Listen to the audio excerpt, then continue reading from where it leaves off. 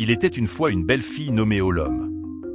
Elle venait du village de Umuna et son nom correspondait parfaitement à celui de ses parents, car elle était née pendant la saison des récoltes. Wu était l'unique fille chérie de ses parents adorateurs. Sa beauté était le sujet de conversation de la ville, surtout parmi les jeunes filles qui ne pouvaient s'empêcher de ressentir de l'envie. Elle possédait non seulement une apparence remarquable, mais aussi de l'élégance et de bonnes manières. Les parents d'Olom, bien que non riches, étaient bénis avec une si belle fille qui ne leur causait aucun problème. Cependant, parce qu'elle était leur seule fille, les parents d'Olom étaient extrêmement protecteurs et ne la laissaient pas rejoindre l'association des filles du village. Un beau jour, alors qu'Olom se rendait au ruisseau pour chercher de l'eau, elle rencontra 3 filles de l'association.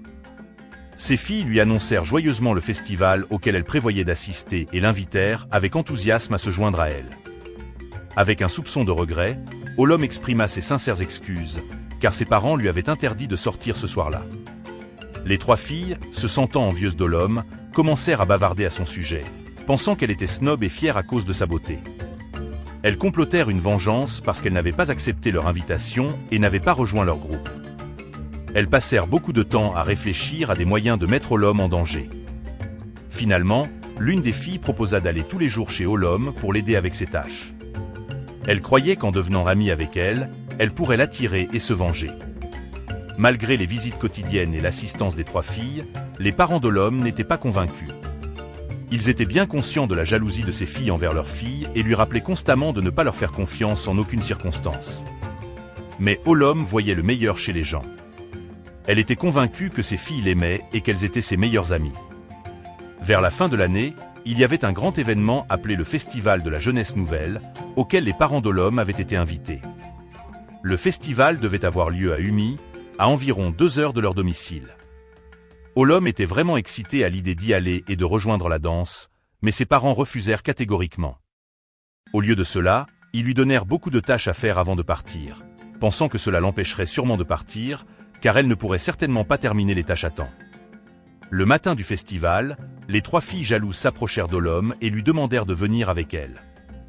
Elle leur dit que ses parents lui avaient interdit de sortir et montra tristement tous les pots d'eau qu'elle devait remplir, toutes les parois qu'elle devait polir, la nourriture qu'elle devait cuisiner et, après cela, elle devait encore arracher les mauvaises herbes autour de la maison et nettoyer la zone. Elle expliqua qu'il était impossible pour elle de quitter la maison avant d'avoir terminé tout le travail.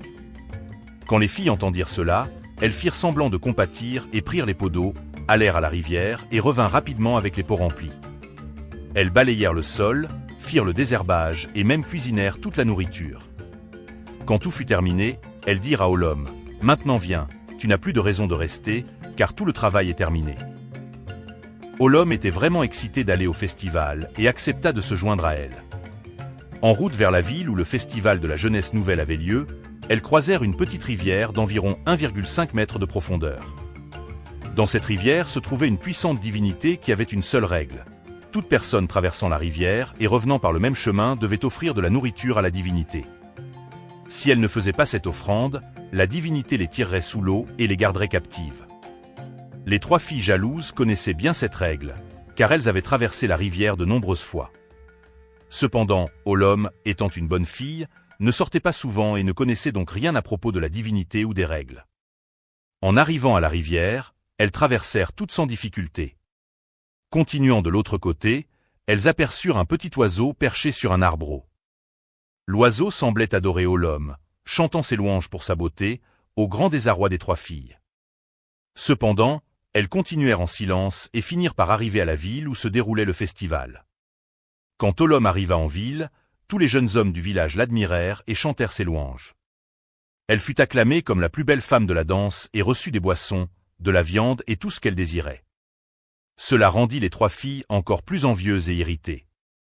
Pendant qu'Olom s'amusait et dansait toute la nuit, elle ne put éviter d'être vue par ses parents, qui finirent par la retrouver. Lorsqu'ils la virent, ils exprimèrent leur déception et leur colère, et exigèrent qu'elle rentre immédiatement à la maison. Cela la rendit très triste et, lorsqu'elle raconta la nouvelle à ses amis, elles la convainquirent de rester un peu plus longtemps et de s'amuser. « D'accord, » dit Olom, « nous allons juste danser un peu plus et manger un dernier repas, puis nous rentrerons. » Elles s'assirent ensemble et profitèrent du repas.